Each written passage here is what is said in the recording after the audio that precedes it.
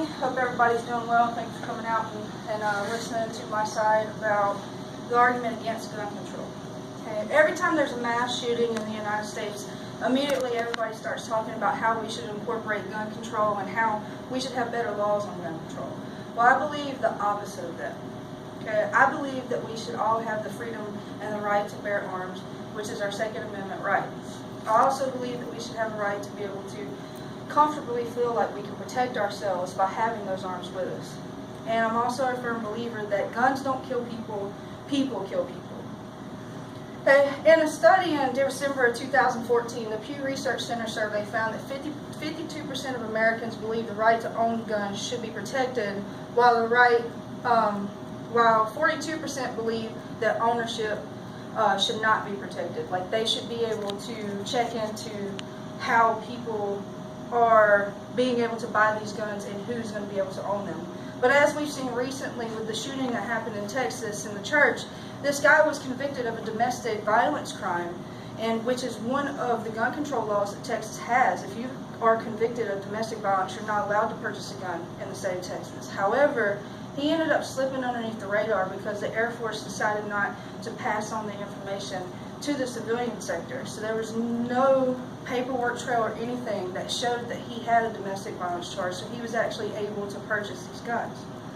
On the opposite side of that, that helps with my argument and to let you know and try to persuade you into believing that we should not have these gun control laws, is that a citizen in Texas who actually owned a weapon there chased this guy down and used tactical moves and everything to protect more citizens. And had he not actually infringed upon this guy's activities, then he would have actually taken out more people, because he had more weapons inside of his vehicle and had intentions to actually hurt more people in the area that he was in.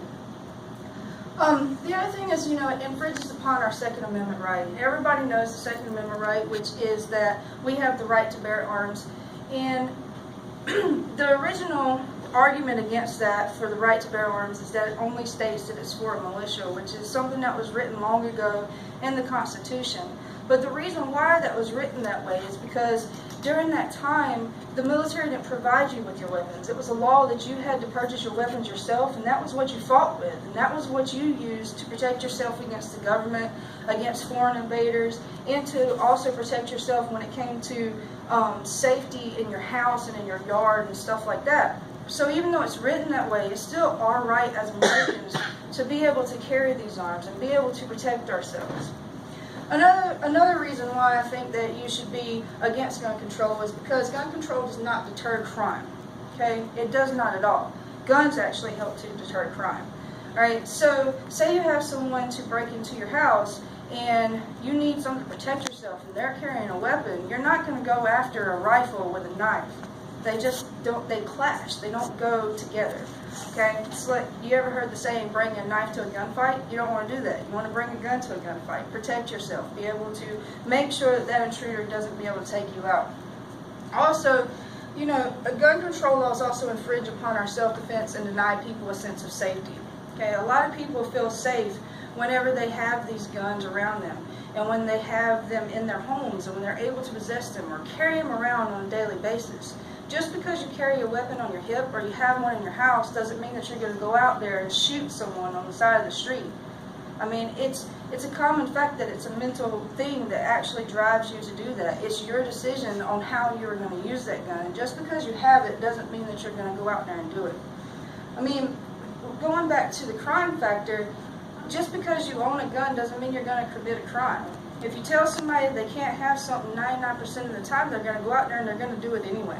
So if we enforce these gun control laws and tell someone that they actually cannot have the right to own their weapons and carry them on them, and the right to have them in their houses and stuff like that, then all it's going to do is make those people want to have them more, and then we're going to be doing it illegally, and we don't want it to happen that way. So, and it is I am actually asking you to consider not imposing these gun control laws and actually being against it. Let Americans have their right to bear arms. Let us be able to protect ourselves. Let us feel like we are safe. let us have our Second Amendment right. It is our right to be able to own our own weapons, and it should remain that way.